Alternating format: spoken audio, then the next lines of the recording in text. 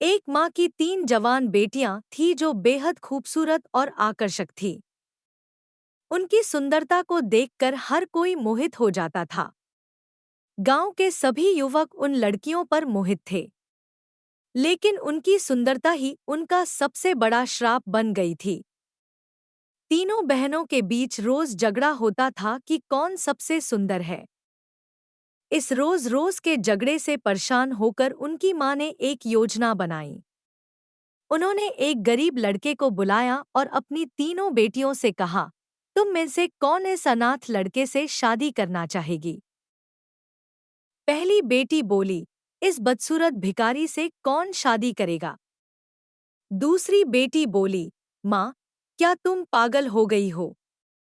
मैं तो किसी अमीर लड़के से शादी करूंगी। तीसरी बेटी बोली, माँ, अगर तुम्हें लगता है कि यही सही है, तो मैं इस लड़के से शादी करने को तैयार हूँ। अगले दिन तीसरी बेटी की शादी उस लड़के से कर दी गई। शादी के बाद माँ ने अपनी बेटी से कहा, बेटी, यह लड़का कोई भिखारी नहीं है, यह राजा का बेटा है। यह सुनकर दोनों बड़ी बहनें चौंक गई। तीसरी बेटी ने आश्चर्य से पूछा, माँ, यह भिखारी क्यों बना हुआ था?